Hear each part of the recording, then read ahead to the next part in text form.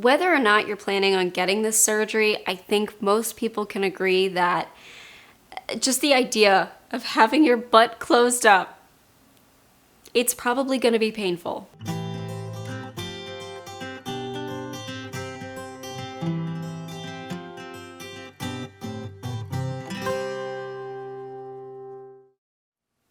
Hey guys, it's Maggie and I am back today. Today I wanted to talk again about the proctocolectomy surgery. I think these videos get the most questions, the most curiosity. Totally fine. I've talked in depth in the past on this channel about, what it looks and feels like not to have an anus, what it was like trying to get it to heal. It was a very difficult spot for an incision to heal. It took me about a year, so I've talked about that. I've talked about intimacy after this surgery, something that at least my surgeon didn't warn me about. Completely different after. I'll link those videos in the description below, but today I really wanted to talk about the pain. I was most concerned about the pain. I'm very fortunate to know a number of people personally that have gone through this surgery just because I hang out with the people with Crohn's disease and whatnot. But I've seen, the good and I've seen the bad. It put me in a position where I could ask a lot of questions. I think the two major concepts that I took away from these conversations was it's going to be painful and it's going to be difficult to heal. And this video is not to, worry somebody that is heading towards this surgery, but it's more so to mentally prepare you, because I think if I could give you one tip about preparing for the pain, mentally prepare for it. I did so much better with this surgery than other less complicated, more minor surgeries because I prepared myself, my headspace to be in pain. I had kidney surgery, which was much more minor and supposed to be so much less than this, and I did not prepare myself at all for the pain because I just kept going, oh, it's no big deal. And that one really knocked me down. But when it came to this, life-altering, permanently changing surgery, I was ready for it. I knew there would be pain. I asked people how they dealt with it.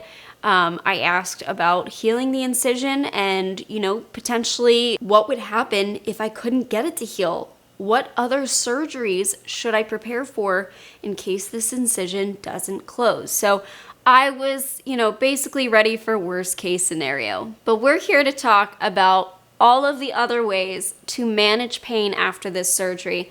I'm not going to kid you, it was very painful. It's the position of where your major incision is that makes it so painful. You really don't realize how much you move your butt cheeks and your muscles there until you get this surgery. I have to imagine that people that get episiotomies, probably a very similar feeling. And anytime that I make a video talking about how I had my anus closed up, I always get a couple comments of people saying, you can't close a hole. You can't get rid of a hole. So to better explain it, think of like a drawstring bag being closed. That's kind of the concept. There is no hole there anymore. It was sewn shut. In my case, I'm fairly certain that the sphincter muscles were removed. I don't have the ability to fully clench. I can feel clenching on the outer muscles, like in my butt cheeks, but I can't feel it there. I have to laugh because it is an awkward thing to talk about. It's funny. I don't have a butt. Okay, I have a butt, but I don't have a hole. So it's funny. And I think that also helped me afterwards to just make all of the jokes. Anyways, the thing about this surgery though is not only are you dealing with the incision on your bottom, but you've also most likely have incisions on your belly. I came out of the surgery having it done laparoscopically, thank goodness, but I had, I think 3 or 4 incisions on my belly, including a JP drain, like a bulb drain. And if you've ever had abdominal surgery, you probably know that feeling. You feel really sore on your stomach. So you're dealing with that pain, but also the pain on your butt. And you might have pain in other places too. One of the things that I totally did not expect after this surgery was the pain from attempts at arterial lines. I was not awake, thankfully, when they were trying to place the arterial line, and they apparently had a lot of trouble in me. Both arms were completely bruised up and down. I mean, they were like black and blue.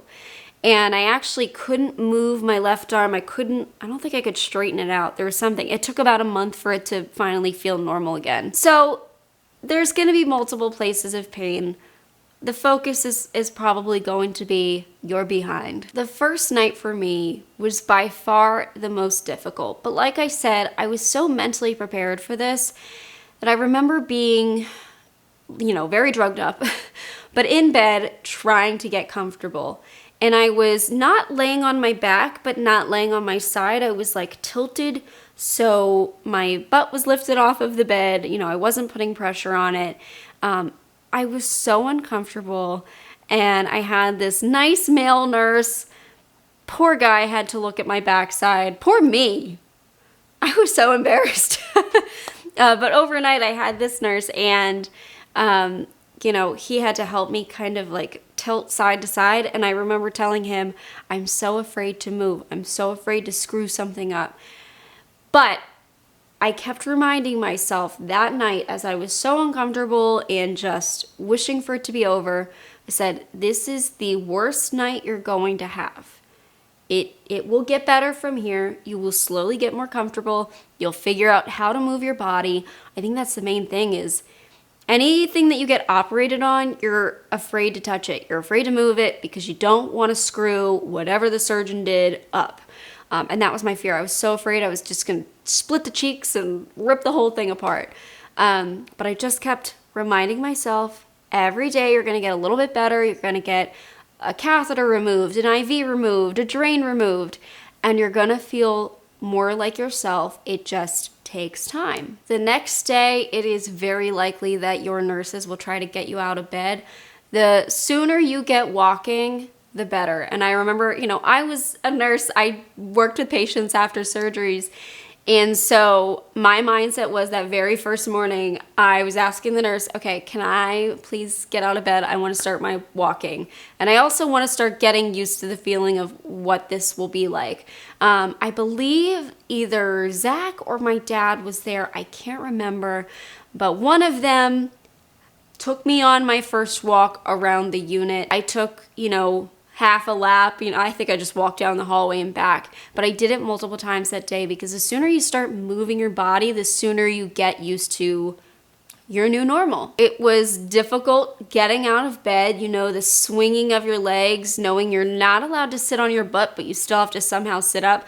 Plus, your abdomen is painful, but definitely having somebody to assist me and kind of like push me up while also helping me stay off of my butt was great. And actually I found walking and standing to be more comfortable. I did a lot of standing in my room because then I wasn't sitting. When walking, I really found that taking small steps was easiest because I still had real stitches in at this point. I had them in for about a month, which was miserable, but I had them in for a month, which made every large step feel like I was tearing the incision, which I guess technically I was. The stitches were pulling on my skin. So taking very small steps was key. I think what was really hard was actually walking up and down stairs. Now, I didn't do that till I got home, so it was kind of like a little surprise when I got home. Rather than, taking a step with each foot, I would put a foot on one step and then bring my other foot to that same step and walk up like this. It was slow, but it got me where I needed to be less painfully.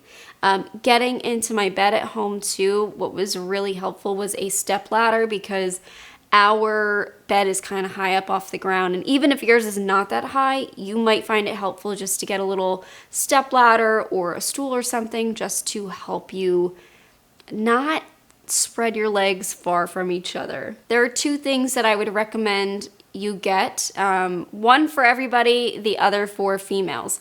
So for everybody, a waffle pillow. This is something that I not only consulted with some of my friends who have had the surgery, but also a colorectal nurse practitioner friend that I have. She recommended getting a waffle pillow. I will put a link in the description below so you can see what I'm talking about. I think the one that I bought was probably around $20. I've mentioned it so many times, but she said, fill it up with air about halfway so it has some play. This allows you to shift your weight without any pressure being placed on the incision. You do not want to get a cushioned donut. Apparently, when you sit on those, it actually spreads your cheeks and can rip the incision. The waffle pillow avoids that and lets you shift your weight when it's not filled completely up. This, I brought everywhere. That first month, it came with me to everything. I remember I had it on the car ride home from the hospital. I used it when I was getting in and out of bed. I found it helpful to help shift my weight to one side and then like move out of bed. I brought it to the Super Bowl. We went to somebody's house to watch the Super Bowl and I was there with my little blue cushion. It was funny. But yeah, that made a huge difference and made it so much easier.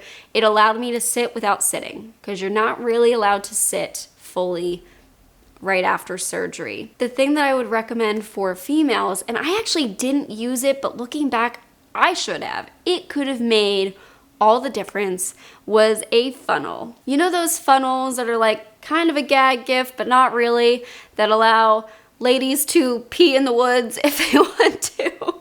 So Zach had gotten myself, his mom, and his sister a set of these for Christmas one year as a joke.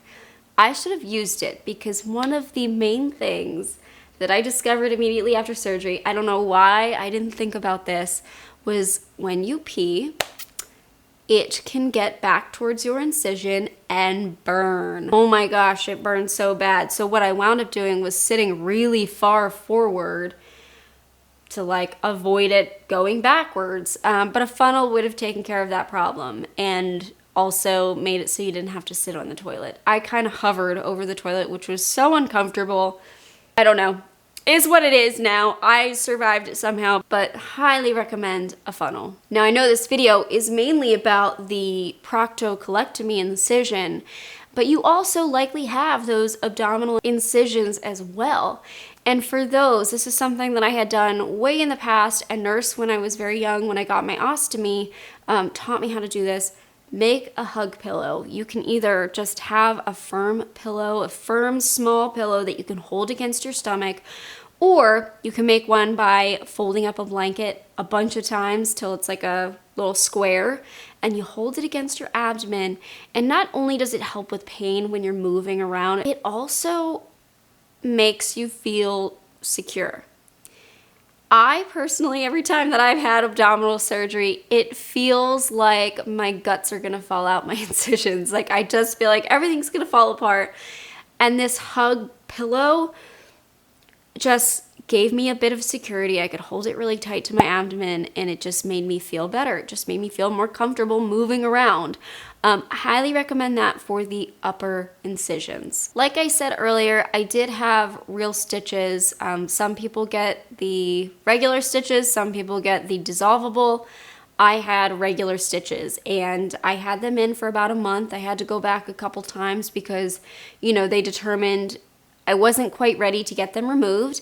And if you've been following my channel for the last 4 years, you know, since I had that surgery, you may remember the stitch removal video being one of the hardest things that I've done health-wise ever. Real incision removal was awful and very painful. And if I could go back in time, I would ask them to give me something stronger to handle it. I don't know if it was just me being a wimp. They said that they do this normally, like unmedicated. When I say unmedicated, I actually don't mean unmedicated. They told me to take my pain medication before I went, but it did nothing for this. It did absolutely zero for this pain. The removal just felt like pulling And it is a very sensitive area. It was so sensitive, and I feel like I was more sensitive than others. I have no idea. But also in hindsight, I think that my incision would have split a lot sooner had I not had the real stitches. If I had had the dissolvable, I would have, well, it probably would have split. And I do have a history of wound dehiscence. My main incision on my belly, if you've ever seen my belly with the big canyon, it wasn't like that originally. I had emergency ostomy surgery. That's how I go to the bathroom now that I don't have a butt. I had emergency ostomy surgery, and to place that, they had to give me the large, midline incision. And it was originally closed, but over the weeks that I was in the hospital, because I was so weak, and they put dissolvable stitches in, it split open, which is why it's so deep. It was actually a lot deeper. It's filled in a lot over the years, but it was scary looking. We had a number of students, like nursing students and medical residents and whatnot, come in to look at it because it was fascinating. It wasn't great looking. So I think because of that history, I mentioned it to them. That's why they did the real stitches. This was a concern of mine. I was very worried about the incision splitting on me because a lot of my friends have had that experience. It is not an easy place to heal. And, I mentioned that to my surgeon, and he didn't have a lot of concern otherwise. I asked about flap surgery. I've had a few people that I know that had that done, and he wasn't concerned so much about that, but he did do the real stitches. Even with all that, though, the incision did split in February. I had the surgery in December, and it took about a year to fully close up and heal. I did have to go back a number of times to get the wound examined and get it cultured and get it silver nitrated to wake it back up into the healing process again. And I also did a bunch of methods on my own that I think really helped as well. Finally get it to the closing point, and now here I am 4 years later, and it's closed. It's fine. It's all good. It's just a regular old scar that honestly, unless you're really looking in there, they wouldn't know. Like I said, I will put some of my other videos on this topic below in the description. Maybe I'll make a playlist. I might already have a playlist, who knows? I'll put them in the description, so if you're curious about other aspects of this procedure, you can see that. I'm glad that I very much mentally prepared myself. I think it made the ride a lot smoother. Was it hard? Heck yeah. This is a very difficult surgery to go through, and I'm not saying that to deter you, but I'm saying that because the mental preparation of knowing it's hard really got me through. I was like, I recognize that I am doing something really difficult, but it'll be worth it. I suffered for a very long time, between my ostomy surgery when I was 16 to my proctocolectomy surgery at, I think I was 26. Yeah, I was 26.